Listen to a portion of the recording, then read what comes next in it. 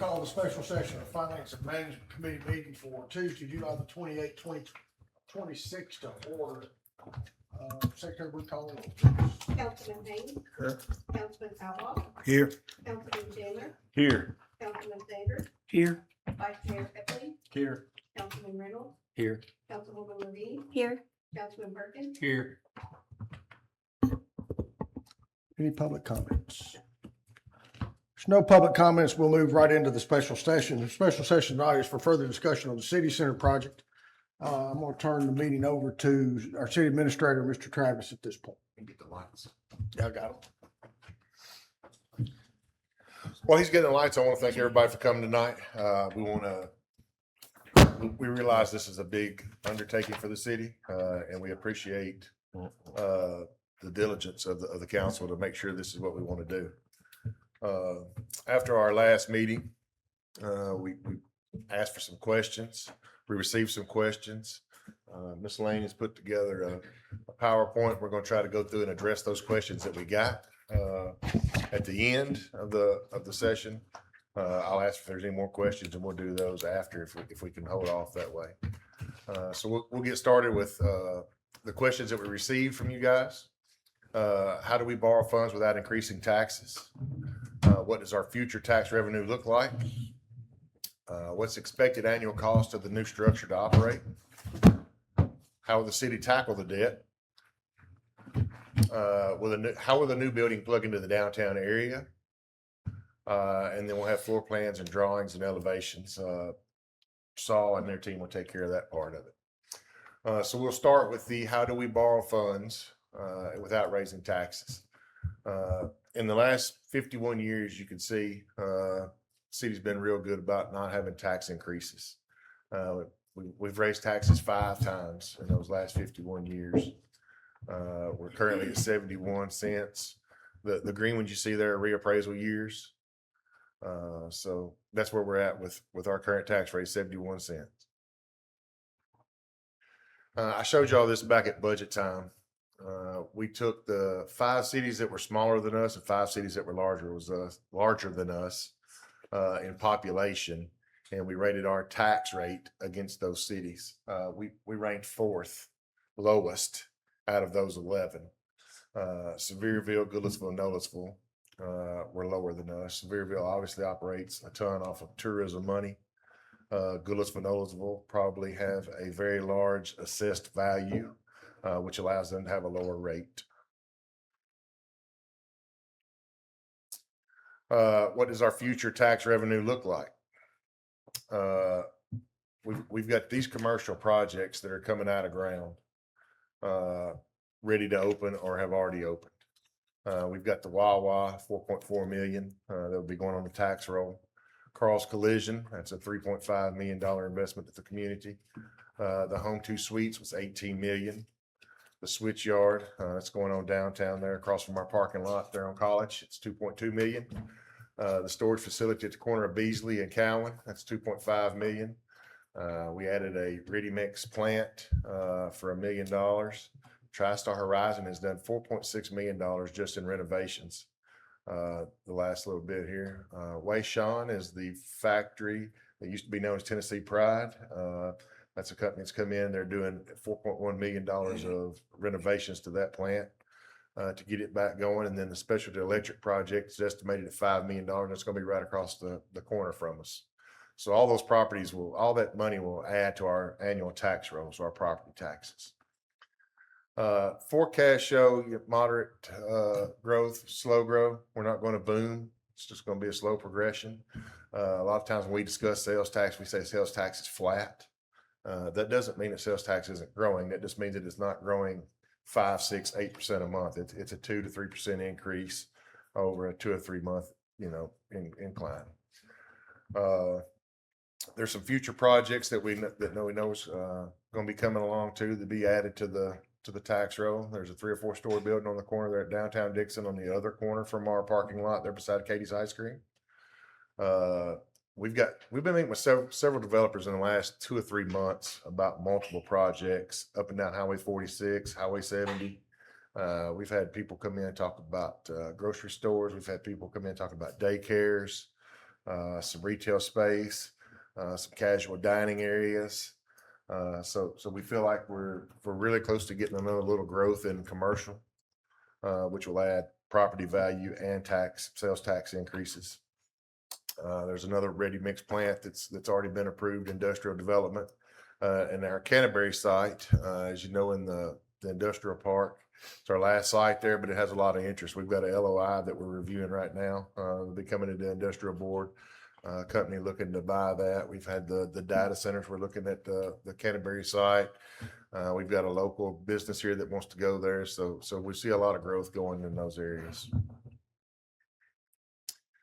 One of the questions was, do we know how many houses we have coming, how many apartments we have coming? So this is what it looks like on the residential side of our growth.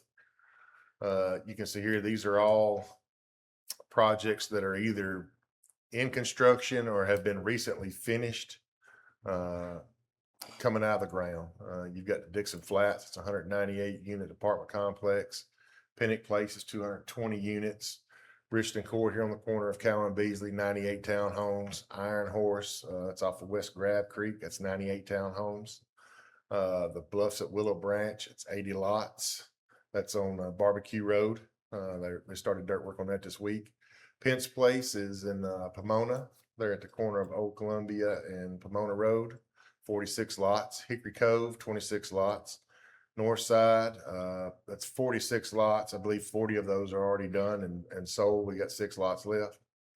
Hillwood Townhomes, that's the development on 70, there where the old Kings Court was. Riverbend Phase 1, that would be on the opposite side of the road of Dickson Electric here on Beasley. Hickory Point Phase 3, 198 lots. Autumnwood Phase 3 is 50 lots. So we've got strong residential growth going right now. That's about over 1,200 units there that are going to be bringing those people to Dickson. They'll be working in our plants. They'll be spending their money in our stores, and they'll be paying property tax here. In the last year, I think we've seen about 1,000 people in our growth. Our census number for our state shared taxes was 16,058. I believe today it's like 17,050. So we've seen about 1,000 people come to Dickson in the last year. And with these 1,200 units, we expect that number to grow. I think one of our economic reports showed about 2.5 was the average family size now. So if you figure out those 1,200 lots, you're going to bring 3,600 people, roughly 2,600 people. We were asked what was the expected annual cost of the new structure. I reached out to our partners on this job and asked them what that was. We don't have a hard number for that yet, but we anticipate having lower utility costs there on the one new, more energy efficient building than the current building that was built in 1955 in this building. Reduced maintenance cost. We're going to have one roof, one set of grounds, one HVA system, one mechanical system. Better use of city personnel.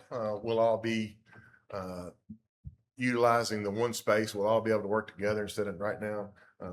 Chief Lyles has to travel back and forth. Our records clerk has to travel back and forth. There's a lot of time spent traveling back and forth between two buildings or to satellite areas of the city. With having everybody all in one spot, we feel like we can be more streamlined and save money just in employee cost.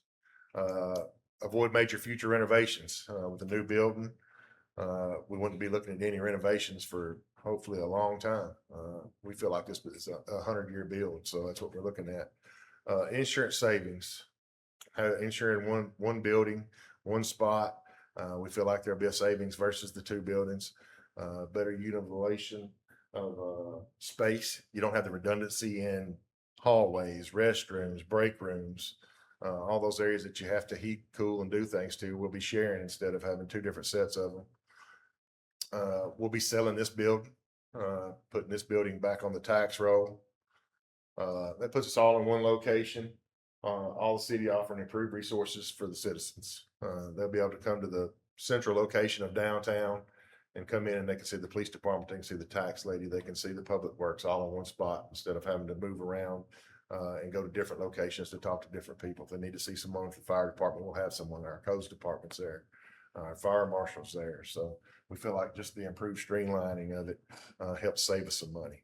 I plan by our August 3rd meeting to have you a roundabout estimate of what it's going to cost utility wise to operate this facility by then. We'll get that information to you as soon as we can. Health building plug into our new downtown, area. How's it fit in? The mayor has said, and I've said, a lot of us said that we don't have a square downtown. We don't have a focal point there. We don't really have a focal point anywhere in Dickson. We're kind of spread out. So we want to create a city center in our downtown area, which is an area we're really proud of. It's going to be built in a plaza-like setting. It's going to be very open, walkable area, sidewalks around, the beauty, the lighting, connecting to the downtown, connecting to Walnut Street, following down South Main. Those 3 blocks that we own there are a large asset for us to have right there in the middle of downtown. As I said, we anticipate this being a 100-year building. We're backing it up to the War Memorial Building. It was built in 1934. It building's turning 92 years old. So that proves you can build a building that'll last 100 years. That building's been around for a long time with very minimal upkeep. It's going to be matching similar construction around in the area. Specialty Electric's looking to build on the corner across from us. His building's going to look a lot like this one. The War Memorial right behind us. The arches play homage to those. A lot of our buildings downtown are brick with the arches. We feel it gives a professional business vibe to the downtown area. We've spent a lot of money on phase 1 through 5 and working on 6 and 7 to invest in the downtown and reinvigorate that area. And we feel like this will be the bookend to doing that. And still in line from our architect, this brings the people's business back to downtown, back to Main Street, where we're doing the people's business. I wasn't around as much, but in 2007, when City Hall left downtown and came here, seems like there might have been a little grumbling from the public that we took City Hall out of downtown. So we feel like putting it back downtown is a good move for us. How will the city tackle the debt? You can see here, this is our current debt after October.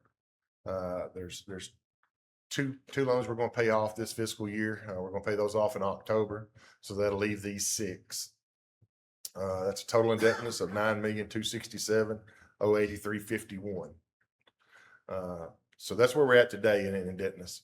I will tell you, our financial advisor, Ms. Graham, is looking into opportunities to refund some of these loans and these bonds. She's already identified that, I think it's the lease there. Redoing that one in this bond probably saves us $120,000 over the life of that note. Just refunding that one, and when we get closer to time of issuance, she's going to evaluate that again, and we might wind up doing more than one of these. Our current debt service for this budget year, we estimated at $1,288,512. Like I said, we're going to pay 2 of those notes off early in October.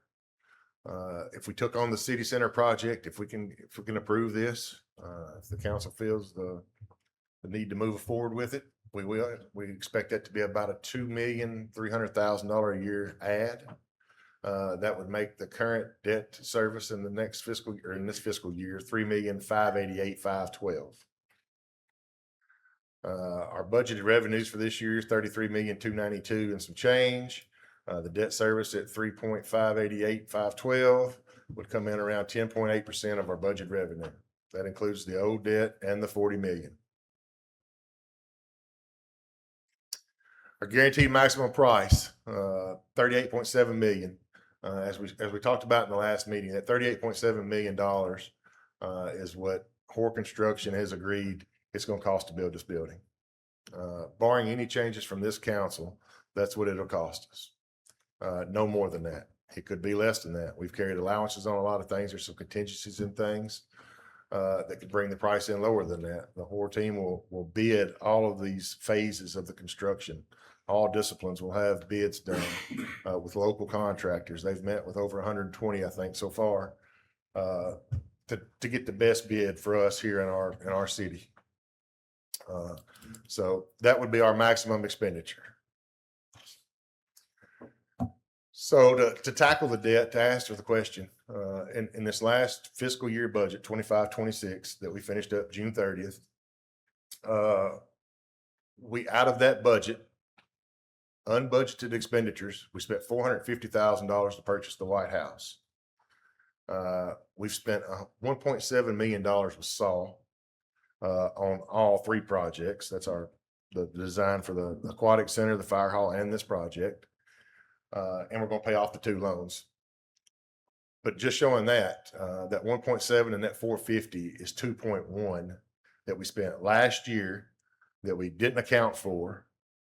But we're still planning to put $750,000 in our fund balance at the end of this budget year. In the last 20 years, I believe there's been 2 different times in the last 20 years that we didn't add to our fund balance at the end of the budget year.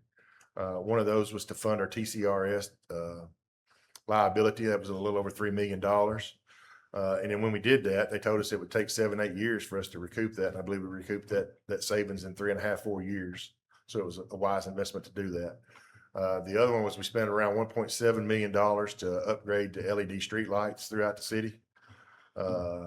That year we didn't add to our fund balance. I don't think I've got the papers. We didn't take much out, but every year in our budget, you're going to see that I anticipate revenues on the low side, and I always anticipate expenditures on the high side. So I'm doubling my conservability there. So every year we've added to our fund balance, and we feel like we can fund this project and not have to pull from fund balance every year to cover it. This coming fiscal year 26-27, we've got some projects in here that are very large, the Buckner Park project and other things that won't be reoccurring every year, that helps us pay for this. So that's just some of the ways we're going to pay for that, by redirecting funds. We're not going to be able to create $2.5 million, but we have it. As I just said, we keep a healthy fund balance. We expect to finish off this fiscal year at 24.9. We started the year at around 24.2. That fund balance is 74.95% of our revenue. Our estimated revenues this year is 33,292,168. So in saying that, I say that I said we're going to redirect funds to pay for this. We've basically been spending these monies year to year on other projects. I told you in the last meeting, maybe the phase 3 at Buckner Park isn't a $6 million phase. Maybe it's a $2 million phase. Maybe we only get involved in one phase of multimodal at a time, one phase of TAP grant at a time, instead of overextending ourselves on all the grants. So that would be ways we could pay for this $2.3 million in extra debt service. I do want to remind that the resolutions that Ms. Graham has provided say up to $80 million. This is for $40 million for the city center project. This is what we're focusing on now. We felt the city center project was number 1 on our list. We feel like it was the most needed, most beneficial to the community. So that's why we wound up kind of slowing the process down so we could get this one in, get it focused, and do this one. If there's any other financial questions I can answer, I'd be glad to try to do that. If I don't have the answer with me tonight, I'll take your question and I'll get Ms. Graham or staff, and we'll get you an answer on those questions.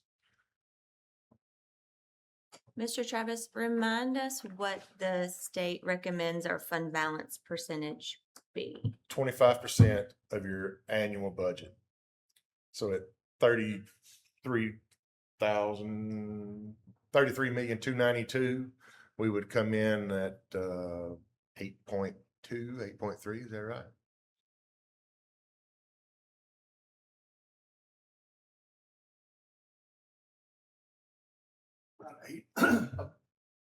25% of 33 million is about 8.2 million.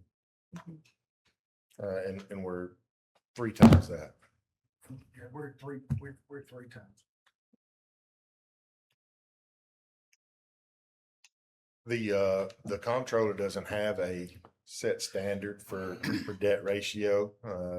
They go off of assessed value. Our assessed value is 833 million, and some change.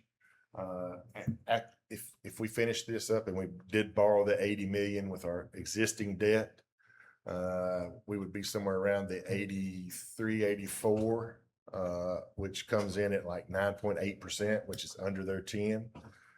Which is what they consider safe. 10 to 15, I believe, is moderate risk.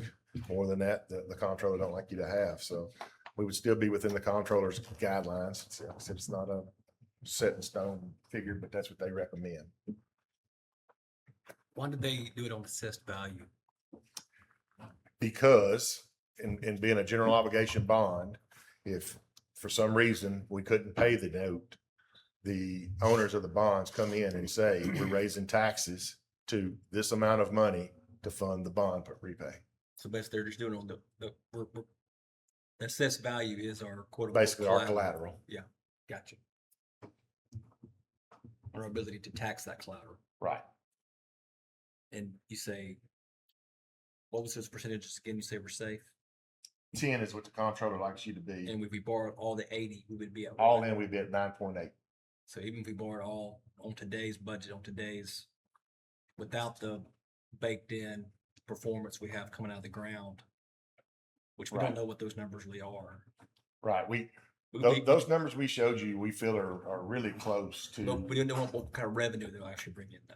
Right. That's the Those assessed- are just tax assessed value. appraisals of what Yeah. we can Those are bring in assessed value. revenue wise We on don't know property. what sales tax Assessed is value. gonna be. We don't know what Wawa is From going to do. Wawa. We don't know those things. We can't. I mean, obviously- Used to, we could find out what a Quick Trip or a Pilot or Walmart collected in sales tax. We can't get those numbers per business anymore, because when the state took over collecting their business tax, we lost that ability. We couldn't put that out anyway. We could always look up, like, we could find out, say, who the top 5 sales tax producers were, but we couldn't release what those numbers were.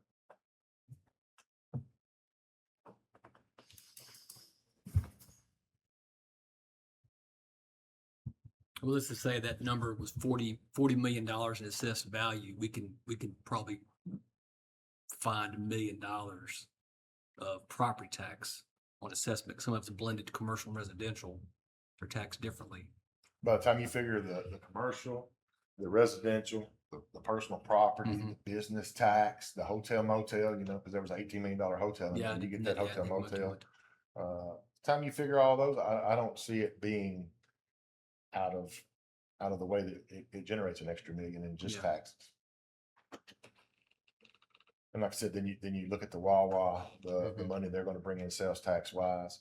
Obviously, Carl's isn't going to generate any more. They just relocated, Yeah, but it's the whoever property moves into tax. their old building might start generating more sales tax. Like I said, we're meeting with developers, if not weekly, bi-weekly. We've got a meeting Friday to talk to a developer. They met with us a while back. They're looking at wanting to bring some retail to town, a big box retail store. We're going to give them some more information and shop a couple of lots for them. Our staff's put together a couple areas that could fit their needs. So we're working diligently to bring more money in, but we feel like we can afford this project, no problem, without any kind of tax increase.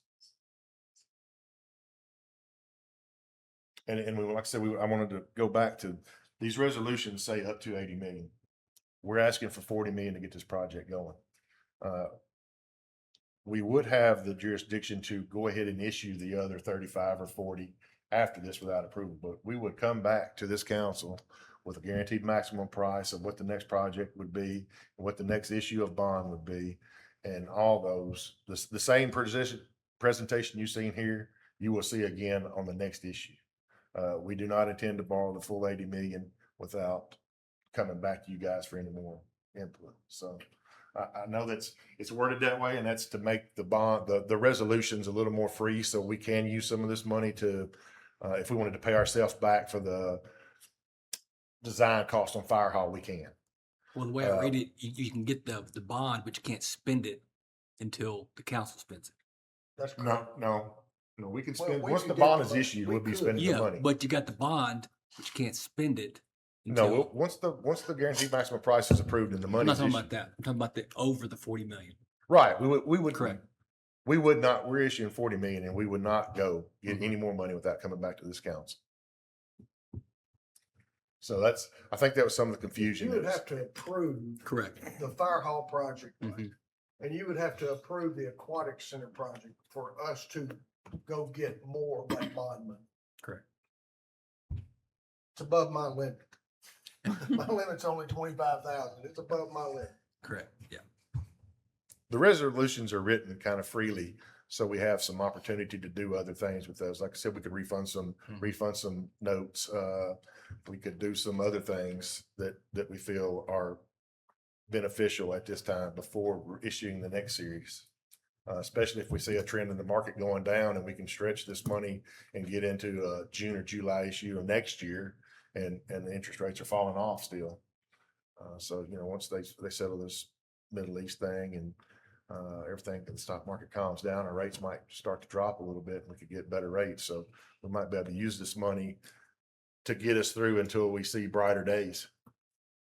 I can assure you from the seat I sit in as mayor, if I personally did not think this city could afford this project, we wouldn't be sitting down here talking to you about this project for the last 6 months. I'm that confident in the staff's ability to manage our budget. I'm that confident in the growth of this city to be able to handle this debt. For a city our size, we have a very, very low debt structure. We have a really good bond rating. We think if, in talking with bond counsel, we think our bond rating will actually go up some potentially on the second letting if we decide to go to the second letting. But I'm confident that this is an affordable project, and it's time for the city to be back downtown. There was a lot of heartache when the city moved to 600 East Walnut Street, moving out of downtown. The city needs a home. It needs to be downtown. We're building something not for us today, but for our kids, our grandkids, and our great grandkids to have the benefit of down the road. I think it adds value to the downtown area. I think our downtown has done really well, better than any of us anticipated when we started the downtown projects. Back in 2009, basically. I think this is going to do nothing but add to that, to the economic impact that our downtown area has. I think you're seeing some of that by a new building being built where Phil Hall Electric used to be.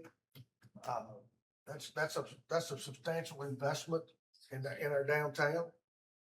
I can assure you 20 years ago, you wouldn't have seen that investment in downtown. And most of you know that. The switch yard on Silvis and East College is a big investment in our downtown area. There's building there a on the corner potential across from back of a alley. big investment in the downtown area, where the parking lot is across from back alley and next door to Kate's. I feel pretty confident that that's gonna happen. So, you're looking at the potential probably for close to 12 to 13 million dollars of investment of new structure in the downtown area that I would have told you 10 years ago might never happen. But I think it's a great project for the city. The police department is in desperate need of a home. They've kind of they've kind of been the last ones to get some help. And they've been in a building that's really been unserviceable for quite some time now. So I think it's a good project, and I can assure you that if I didn't think it was a good project in the city, I would have never brought this to the staff's attention or to this body's attention at any point in time.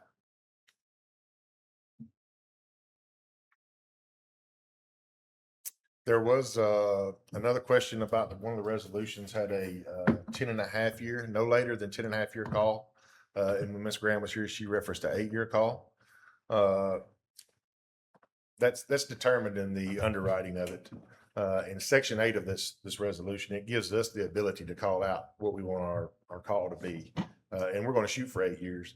The markability to there is sometimes it's more attractive if it's a 10 year call. You might get a better rate if it's a 10 year. She's trending that. She's watching that day to day, every sale. And right now there is no premium or cost to taking an 8 year call out. That 10.5 year would be the max that it could be. But we can't ask for anything. We can go back to 6 if that's what we think we can sell and get a good rate on. But more than likely the 8 is probably going to be the limit, is what she said. So that was a question that come back to. And the call means that We've we got would to have carry the to note that pay long. back the bond that then? when it's We've called? got to carry the note that long. If we can't pay it off We early. can't pay it gotcha. off before that 10.5 years or I that gotcha. 8 years. Okay. That way they get their interest. They know they're going to get at least 8 years of interest. Okay. We could refund it in 8.5 years. Dave, what impact does this project have on the timing of the aquatic center?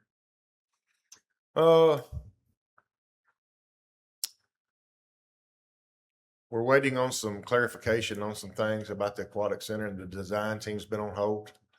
So they would be ready to start back up on that. And I'd have to let them speak to how long it is before we get back to track. I think we're probably a 2.5, 3 month break that we've kind of took that would put us back that far. So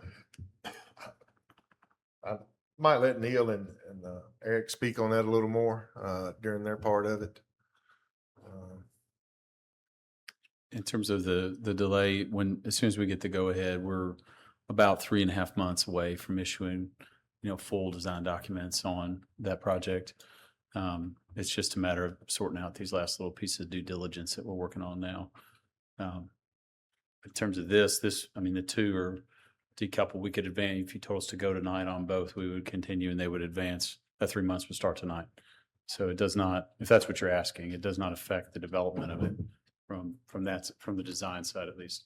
And the way the resolution is written, that was what I was talking about earlier with the flexibility in the resolution. The way that's written with this 40 million that we borrow first, we could actually start spending some of that on the aquatic center if we so chose. We would have the ability to go ahead and use that 40 million as some of the funding for the aquatic center to get that project started. With the 40 million and what we have in fund balance, we've got enough to cover those 2 projects, so we could go ahead and get started. Once we without the know second. this project's approved and coming out of the ground, then we can step into the other projects. We didn't want to try to come down with a package deal and start having to pick and piece and put pressure on you guys and staff and designers to decide what was the most important. We felt like this project was number 1 on staff's list. Like Mayor said, the police department's been in the building. It's been around since 55. There's plumbing issues. They've outgrown it. We're segregated away from the police department daily. That Seth comes in and out the back door. I don't know how many times he comes back and forth every day to pick up mail and letters and drop off records. Most of his day spent traveling probably. So we just felt like this was the projects are 1 and 1A and 1B. We want them all, but we felt like this was the one to get on the ground and going first. Regarding the increased debt service that this project will bring, am I hearing this correctly?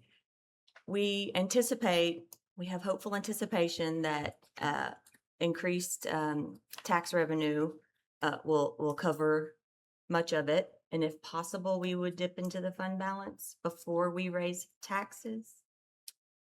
That's I mean, that's a potential always. We've only dipped into the fund balance twice. And that was because this council chose to do that. Back in 2011, 12 for TCRS, 13, somewhere in that, the early 16. 2016. And 16, in June of 16, we ended with $11 million in fund balance. June of 17, we had 9.8. We used that to pay off our liability Mhm. in the TCRS system, which also lowered our annual rate that we put into TCRS. They told us that we looked at it then, and if my memory's correct, Rydell and I figured out it'd take about 7 years to get that back. We got it back in about 3.5 years because of growth at that time. The only other time we dipped into it was 22.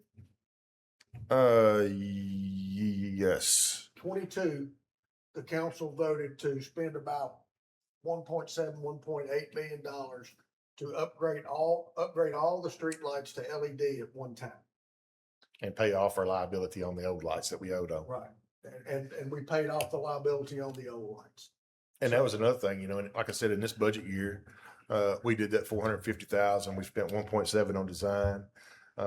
In that deal with the electric department, there were some costs that wasn't realized back then that they billed us for this year. It was $200,000 basically that we paid in addition to that, and we're still able to put 750,000 in the fund balance. So just redirecting some of the monies that we've already been spending that we didn't account for every year would cover the fund balance or cover the debt service on this project. We anticipate, we hope, the growth and the families coming into town and the jobs and the sales tax and the property tax increase will help fund the next two projects. We'll know more about that in the next 3.5, 4 months once we get closer to design and closer to, you know, knowing what those real numbers are. You know, I hope that we come in under 30 million for the aquatic center and under 5 for the fire hall. Those might not be realistic numbers, but that's what we're shooting for. So, you know, 35 is different than 80. Most of these numbers you've been seeing has been on 80 million. Some of them's been on 75. So we're trying to do that. Plus, we don't know, you know, we have this building we can put on the market and sell. That'd be money to come back in. We could pay off some of these loans. Refunding some of these loans changes that debt service number. Could be drastically. You I'm just looking- named, I think, 3.1 that was additional this year, million for comparison's sake. Yeah. My math's right. I'm looking to allay the fears of our constituents about a rise in property tax. We don't think we will have to have a property tax increase to do this. I can't sit here and tell you that even if we weren't doing this project, that we wouldn't have to have a property tax increase. I can tell you that in 51 years, we've only raised the property tax 5 times. And I would venture that it will be hard for you to show me another city that has only had 5 property tax increases in 51 years. Our history has not been to increase the property tax. Our governing body and our staff have always done a really good job at trying not to have a tax increase to fund ways other, you know, that's how we've done a ton of downtown improvements is through grants and seeking those type things. And like I said, we feel we can do these without a tax increase, but we do know, I mean, at some point there has to be a tax increase. When's the next assessment? We just did one in 2030. 2024, so we'll be 2029 will be our next appraisal year. Can you go? I don't have your slide. 2029 or 2030, right? I believe 24 was the last appraisal year, so I believe 29 will be the next. 29 will be the next reappraisal year. It's usually Which- pretty close to the 2020 or 20. Yeah. 2020 was the last one, right?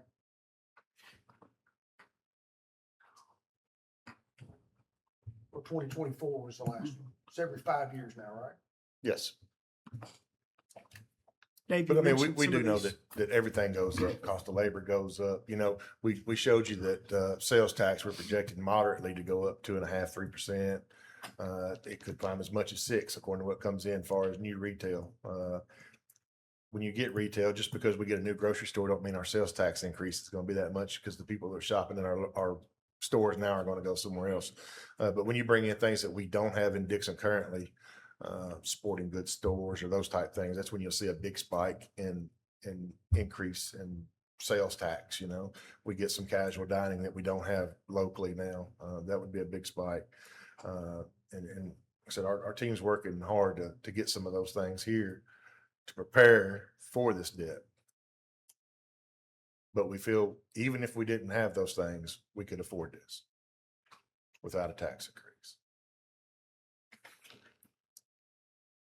Just the soft cost we've spent in the previous year is the same as the debt service we have to service, this fully funded, correct? Very close. Yeah. Dave, the grant projects that you said may, have to be paused for a time. Are those any projects that we've discussed? as a- You as a know, council? let's talk about like the multimodal, down College Street now. We're doing phase 1 and phase 2. Instead of having 2 of those going, maybe we would just have phase 3 at one time. We wouldn't enter into 2 of those, and maybe we wouldn't go as long. Maybe we wouldn't take a whole $1 million section of sidewalk. Might do 500,000 worth. Our Buckner Park project, this one, even though it's kind of a confined area, it grew very large. You know, we had a $4 million grant, 50-50, $2 million for us, $2 million for them.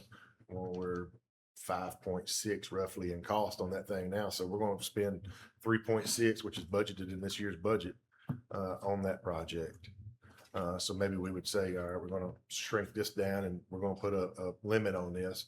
We're also working on some things where we can use some property for our match. When TDEC gives us $4 million, we can give up $2 million worth of property as our $2 million match. So we don't have to come out of the pocket with that cash. So then if we get a $2 million project, we're basically saying all we're going to lose is dedicating this area to a park. And then TDEC's $2 million would pay the whole project. So those will be things we'll look at trying to do to help mitigate the extra debt service. The good thing about the 2 multimodal projects on West College, phase 1 was a 5% match, and phase 2 is a 10% match. So it's a very low match on those 2. Phase 6 and 7 have been approved for downtown tap grants. Phase 5 has been pushed out and pushed out and pushed out. We're hoping to get phase 5 bid sometime before the end of the year. Phase We're not 6. even, we're probably a year or 2 away from phase 6 and another year or 2 away from phase 7. So until we can get through 6 and 7, we wouldn't even apply for 8. And we're not even sure at this point where an 8 or a phase 8 or a phase 9 in the downtown area would even go. And what the impact those has is once we seek that grant, get that grant, it's a $4 million grant. We say we're going to pay $2 million of it. That $2 million is in our budget every year until we spend that money. So we've allocated it. So we have to keep it in our budget. If that project were to take place that year, we got to have the money in there. So those are things like the mayor mentioned, you know, the phase 7 might be 20 months before it gets done, but it's in this year's fiscal budget just in case we do get to it. So there's 250,000 out of that job that we're probably not going to spend. And that's how you see those additions to fund balance year after year is there's a lot of money in there that doesn't get realized because the project didn't materialize. So. With this project, looks like we're gonna lose a lot of city parking now. Will the parking attached to the city center be free parking after hours, or will it be restricted? No, it'll be free parking all day. There'll be a small section that the police department will have fenced off, but other than that, it'll be free parking all day. I think we're actually gonna pick up spaces. Yes, sir, that's correct. We have a handful of small spaces on the front of the site where folks can park and walk right in the front door or go to downtown. But there's a large lot behind, and there's a lot at War Memorial now that'll be on level with the chamber. So that'll be a little bit easier connection up there too. You'll see in their presentation, you'll see the site plan. And it shows I don't know how many spaces are there, but it's a lot. Roughly 100. Almost 170 spots going to city center. Good.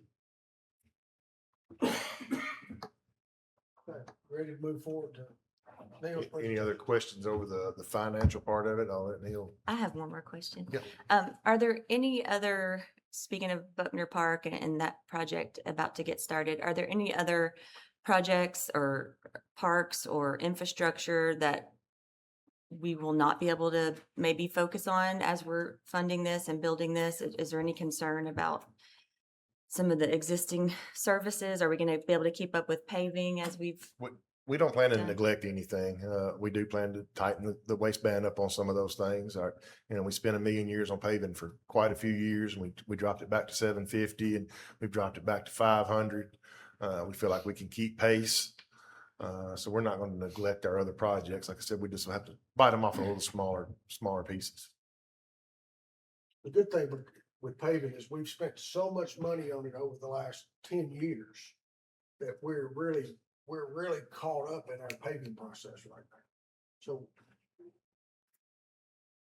we would have a hard time right now if we put $1 million in paving to even find the streets for them to pave without moving into our C and our B streets to pave those, and those aren't ready yet. The other thing is our paving contractor right now, they have a tough time paving $1 million. Paving $1 million a year.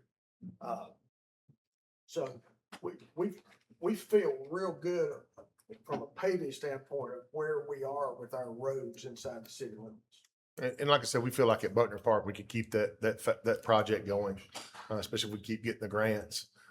Just smaller sections. That field one section, that parking lot, that old pool, that was a very large section to undertake, and it got very expensive. The next one would probably be just where the field 2 and 3 are, a much smaller area, much smaller building. You basically tearing down what you got, rebuilding. Field 1 was a total overhaul. We're going to turn that into 3 fields, a building, a batting cage facility, parking spots, playground. So that's a really large project. So we're going to keep that growing and keep redoing Buckner Park. We don't plan to abandon that plan at all. And we still plan to grow it at Hensley Park and keep all of our things nice. Camp there the next time.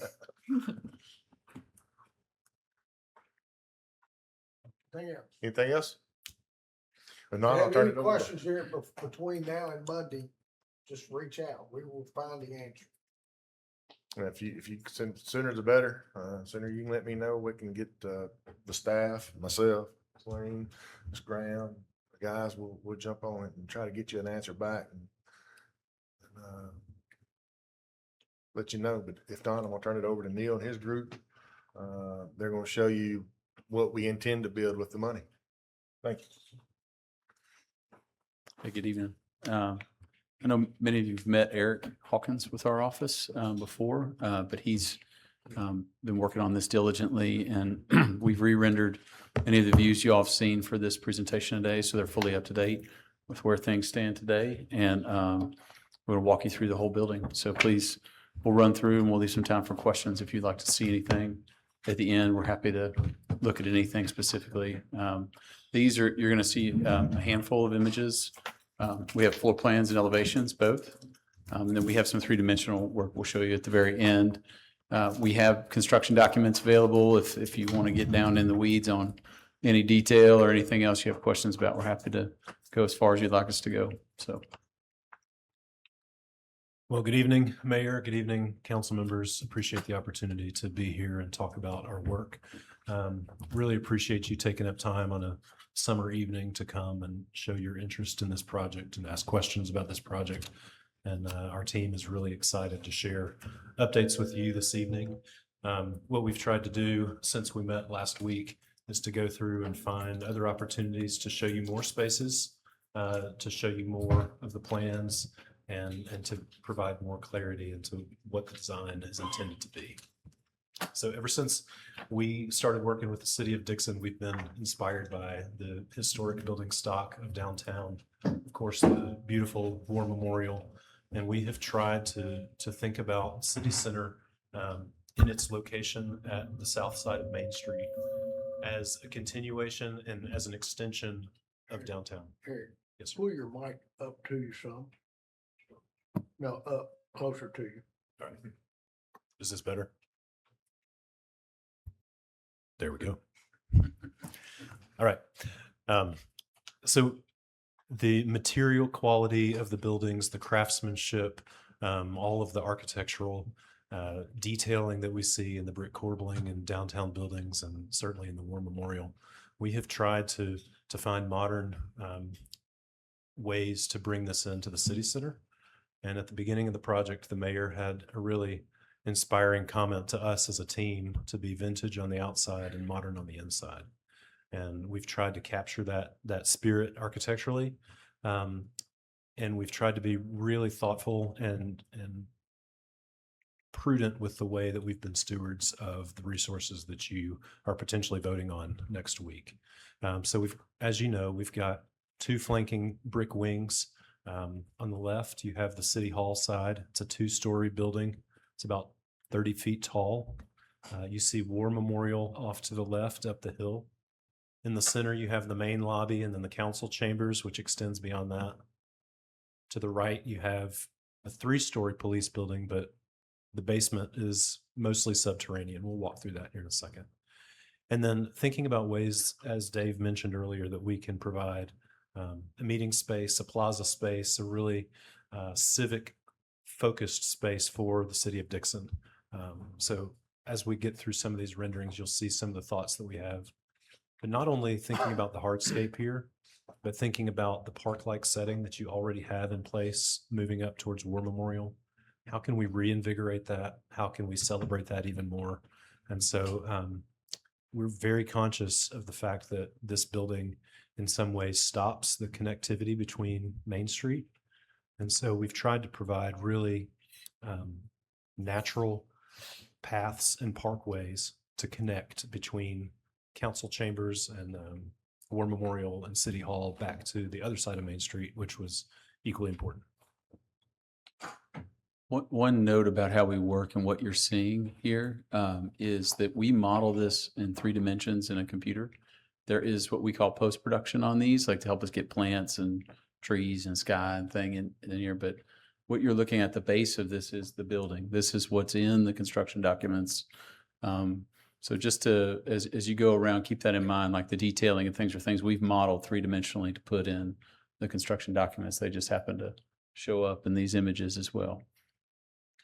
So we know that there have been some questions about how this relates to downtown. And so today we actually walked downtown and took a photo and then did some work to generate this image.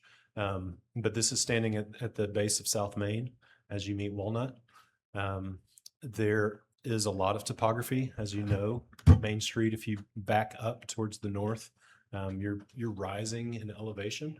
And so as you come down the hill, we have lifted the building 5 feet from where the current topography is.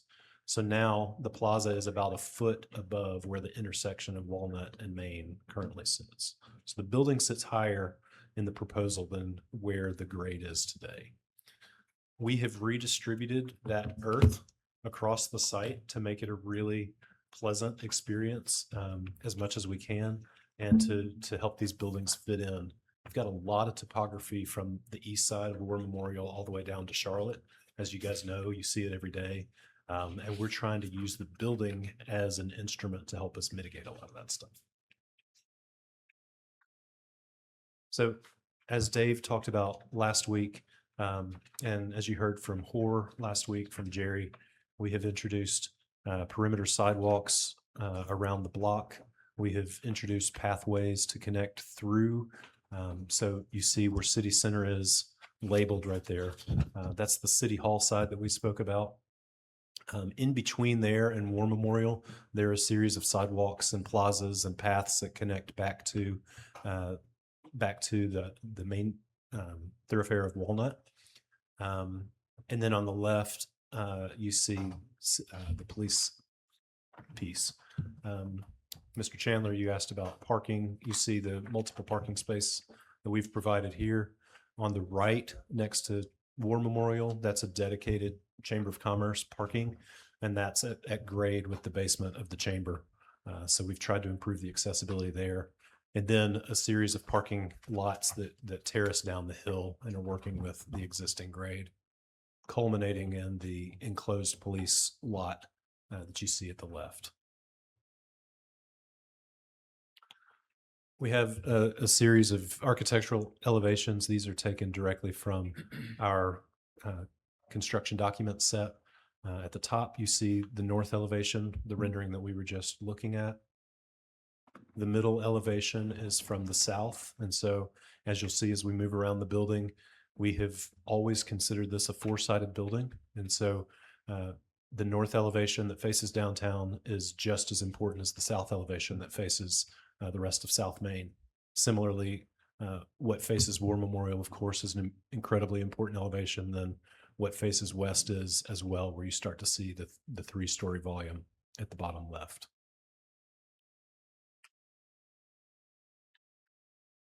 And so I apologize that this is cut off just a bit, but we wanted to take a cross-section through the site. So if you imagine Center Avenue on the far left, you have, as I mentioned earlier, a higher elevation there. So the entry level of War Memorial is at about 809 feet above sea level. And then 10 feet below that at 799 is where you walk out on the basement. If you track that across to the west to the city center, the second floor of City Center is only 2 feet above where the existing War Memorial Plaza is. And then 14 feet below that, at that 1 foot above the intersection at Walnut and Main, as we described, 787 is the first floor. And then 14 feet below that is the basement.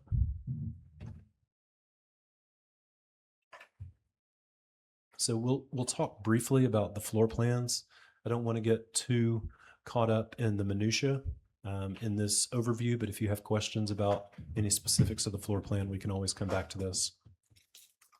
The basement level, as you're seeing off to the left, is entirely dedicated to the police department. We've worked with Chief Lyles and his team relentlessly to come up with a choreography of spaces that is going to serve their needs well. So we have Sally Port and Evidence.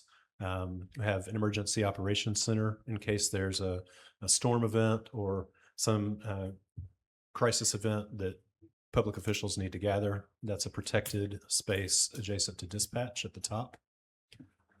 Beside dispatch, we have the armory and the quartermaster. We also have a few sleeping bunks and laundry. And then the rest of the space in the bottom right quadrant is mostly given to utilities and mechanical, electrical, and server. On the second floor, directly above that space, is a continuation of the police department. Their primary entry will be to the south. You see a couple of doors that swing out to the south. The one in the middle is reserved for police, the patrol, and the officers. We have a handful of interview rooms for their investigations. We have roll call rooms and then a handful of bullpens for the different police staff and their different needs. We also have a break room on this floor for them. As you move to the north-south oriented piece, you've seen the renderings of the lobby. So that's the very public entry to City Hall. And then south of that, you have the council chambers and the municipal court, which is where conversations like these would be held in the future. To the right, we have a lot of public services, so public works and planning. We have tax collector and the court clerk. All of these have offices that ring the perimeter on the east side of the building. One thing that has been really paramount to the design of the lobby space has been to provide as many public services immediately adjacent to the lobby as possible. So as a citizen, if you have a concern or need to pay a tax, or if you need to talk to police, all of those services are available immediately once you enter the lobby. This is the second floor, and so you'll see that it actually steps in a little bit. Prior to issuing our schematic design documents, we actually shaved 5,000 square feet out of the building. As I mentioned earlier, we're trying to be very conscious with the resources that we're being entrusted, and so trying to be mindful of right-sizing the square footage to be the appropriate building for a new city center for the next 50 years. On the left, there are a lot of police offices. These are your higher level ranks that have offices on the second floor. On the east side, it's the mayoral suite and the city admin suite with a leadership conference room in the middle, which we'll look at a little more closely. We have a break room up here, additional offices and desks for staff as needed. One quick thing to note, something else we were asked to look at is how this could expand if the best case scenario happens and Dickson continues to thrive and the need for police goes up, then that area where we step back is structured like a floor, not like a roof. So the building can expand in place without disturbing the downtown or finding another location. And so a lot of conversation has been had through the process of how does this building serve your needs even beyond right sizing it at this very moment?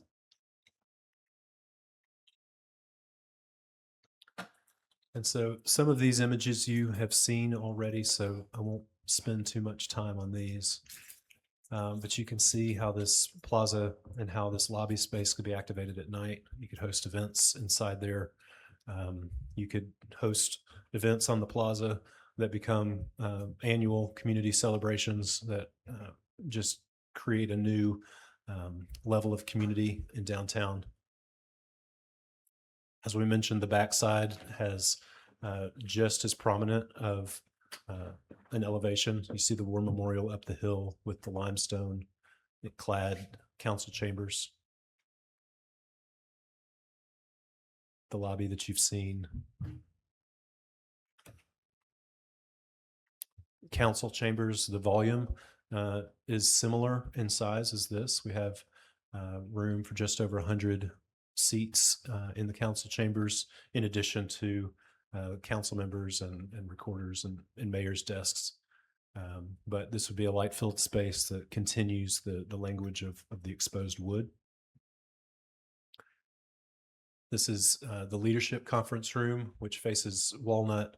You can see that we're starting to really understand the power of those arches on the inside and how that brings in so much natural light from the north, but also provides views back to downtown.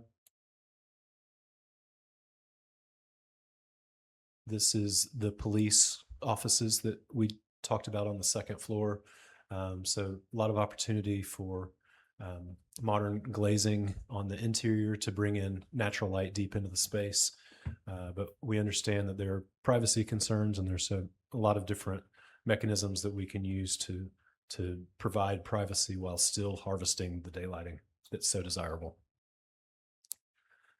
Similarly, in the roll call space, this is where patrol officers would be coming in and using this space daily on their different shifts. And we've worked with Chief Lyles pretty closely about the programming of this space and how this gets used. This would be a space on the first floor. And then just a couple more. We talked briefly about the Sally Port, but this is where vehicles are being brought in. Vehicles that are impounded are being brought in for processing and evidence discovery, and opportunities to lead directly into the choreography of the evidence sequence that's so important. All washable floors with epoxy floors, very utilitarian and highly technical space, but gives you a little bit of a window into some of the stuff that happens in that room. And then finally, as we move back to the exterior, a view from the southeast, looking back at the council chambers, and then the volume that sticks up, which is the lobby that connects back to Main Street. Are there any questions about what you've seen architecturally? Anything about the plans or the elevations that we could help you understand more clearly?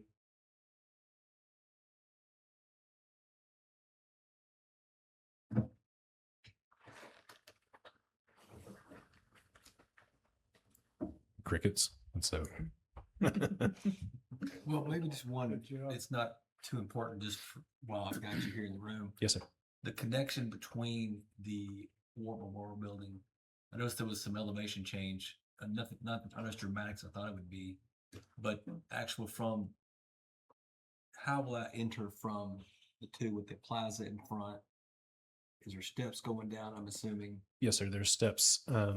So what you're seeing here, as you noted, we are down about 12 feet from the elevation of the plaza at the War Memorial.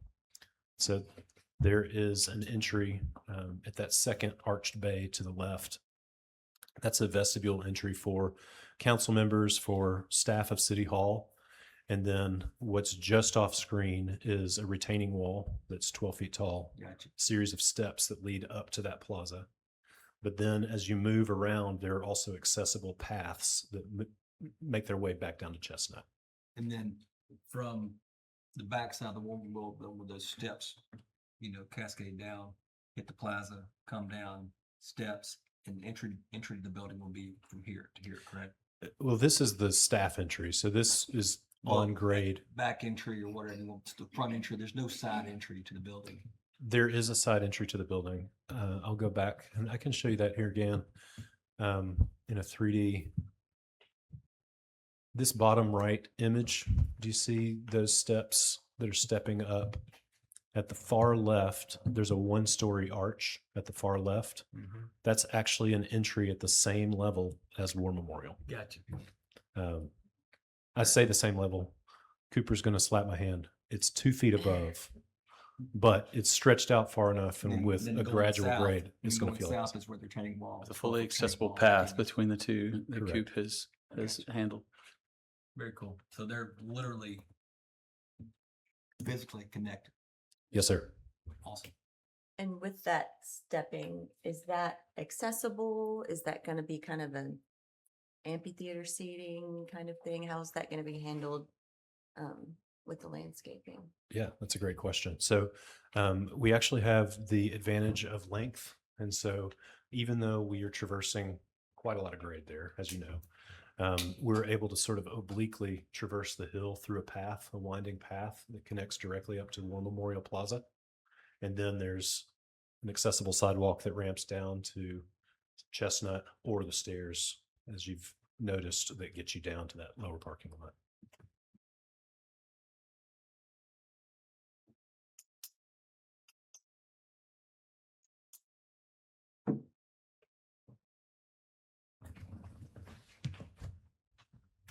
Questions?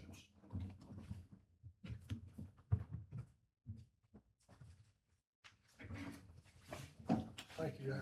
Okay. Well, thank you so much for your time. I appreciate it.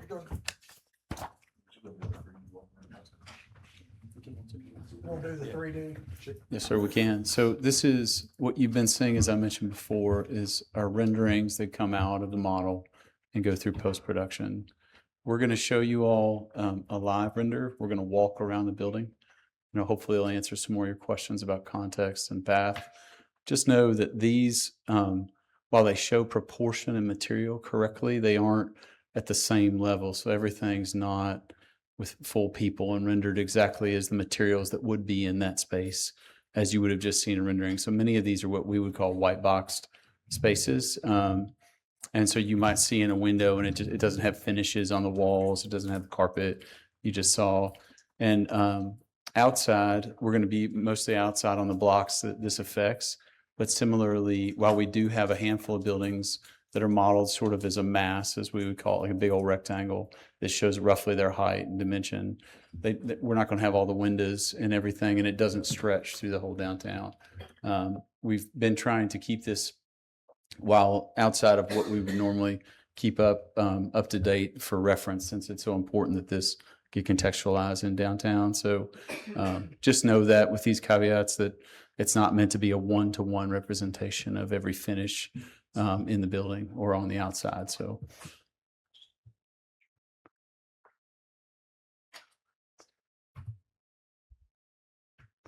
we've tried this 3 times today in different conference rooms, and it continues to not love the connection.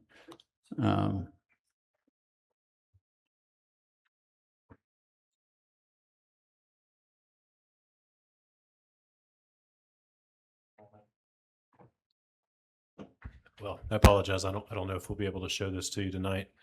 If you're interested, I'd be happy to stick around, and you're welcome to look over my shoulder later this evening. So apologies for the technical difficulties here.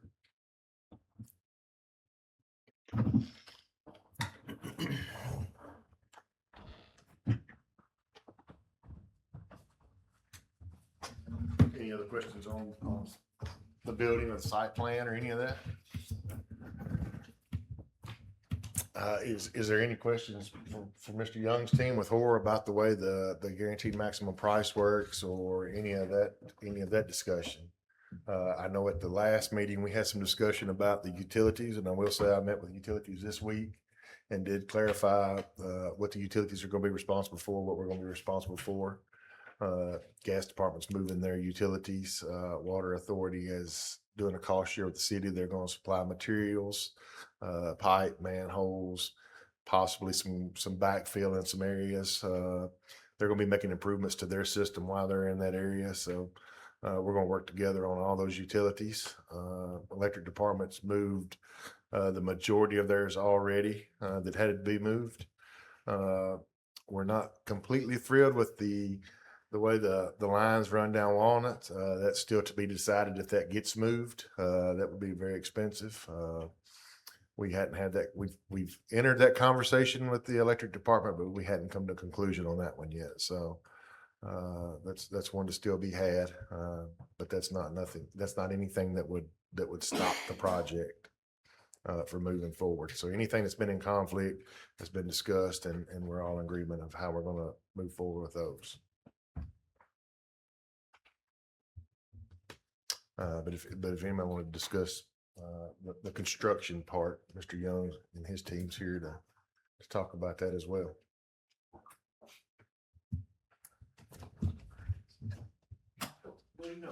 Great.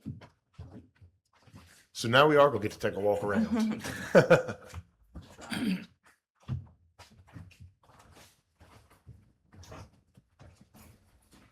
I will try not to move too quickly. Sometimes this can see some messages moving around, so I'll try not to go too fast with it. But as Neil mentioned, this is the model that we use for our construction documents. So although it produces an image, it's really helpful for visualization. Everything you see in here is actually set of drawings. So this will be your question about how we group space. I was trying to describe it verbally, but you can see that there's this path that sort of meanders up.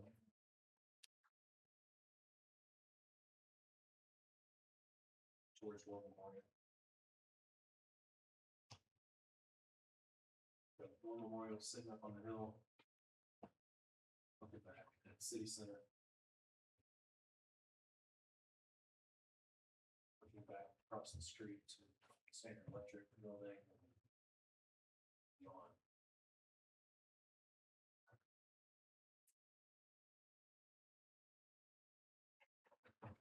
This program gives us the opportunity to evaluate different times of day, so let's understand how the building is going to look throughout the evening and how it casts shadows. And we can locate this geographically exactly at this latitude and longitude, so it's not a made up. That's what it looks like right there.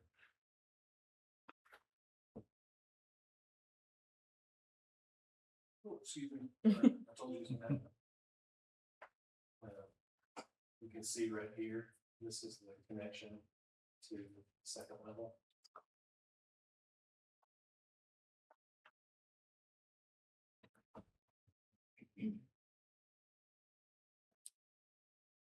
You know, get that far in the weeds there. Disembodied, but you can see this would be standing on the plaza.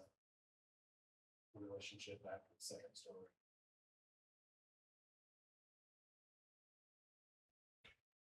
As Neil mentioned, not all of these materials are fully rendered right now, but this is that retaining wall shown as overlooking. This is the parking lot we talked about. To the left, it's accessible to the council chambers.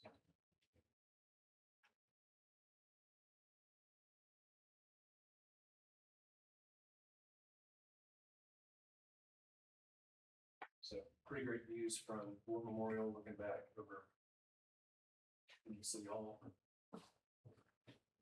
Come back around. From South Main. The glass volume poke up, you can see that. Got council chambers below.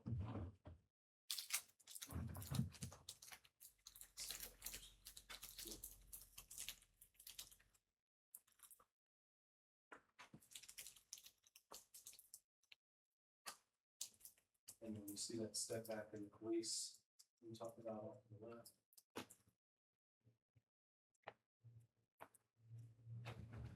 Council, sorry, War Memorial left the bill.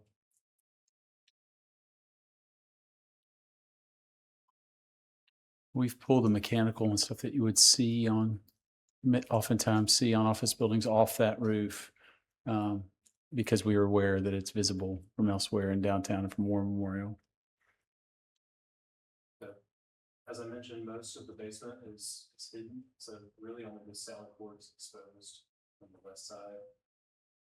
But from the downtown side, you're standing at that parking lot, you're not going to see all those surfaces. Try to hide that as much as possible. Just to respect the use of things. And then this gets us back to the front of the building.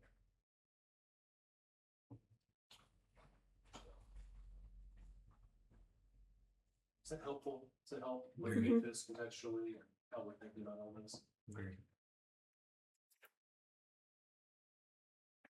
All right. Thank you.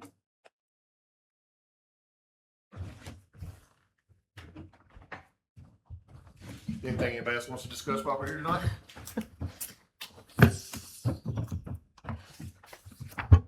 Any other questions? Did you ever get a estimate on furnishing it? We intend to use a lot of things from here. The mayor, we discussed it, and Ms. Gibbons' office, she has 2 stand-up desks. We would probably move those desks. So a lot of things we plan to reuse. So what we can afford when we get ready is going to probably be the proper answer. We might move some things from here and fund later on, more furnishings if we can. A lot of things have built-ins. So There's a lot of built-ins. we're looking at, talking to some local partners here in the community that supply office furniture, for some different type of things. So we've engaged them on some of our other projects as well. So we're looking at a lot of different options.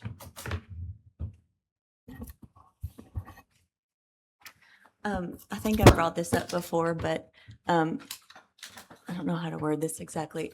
Part of my concern, and I fully believe in this project and I want it to happen. I love the design, and I want the aquatic center to happen and the fire department. But how we're communicating it to the public has been a concern of mine, especially since this project is in mine and Horace's ward and it's in my neighborhood, and this is the construction and the redirecting of Main Street is gonna affect a lot of our neighbors. I know we don't want to just put something on Facebook because that's never good, but with the aquatic center, we had kind of a public meeting or an unveiling of the renderings. Could we have something? And I want to hear from my other council members too. If y'all have the same concern about, I feel like we're just kind of plopping it on the desk of the public on Monday. I've tried to share as much as I can with my neighbors, but I just worry about the sudden kind of maybe shock, because it has been, The way it is for a long time. yeah. So, does We can anybody? talk about it and see. Okay, Do something. okay. I hesitate putting it on social media. agree. Because there's nothing ever positive on social media. Agree, yeah. It's just gonna be negative after negative after negative. And most of it's gonna be negative after people who don't even live in the city. Because they think they live in Dickson. You know, our last two meetings that we've discussed it has been on the YouTube live. So, and it's out there for them to watch. And I know this is a public meeting as well. And we've had some of the renderings up on our lobbies, our TV. Miss Lane can definitely come up with some slides to show some elevations on there. We've talked about it at the chamber. Okay. I've talked about it in some of the meetings I've been in with the Joint Economic and Community Development Board. It was a large part of the mayor's speech at the chamber breakfast. I'm supposed to speak to Rotary next week, which this will be most of the topic that we talk about. I think that gets more out there that way. That doesn't create the negativity.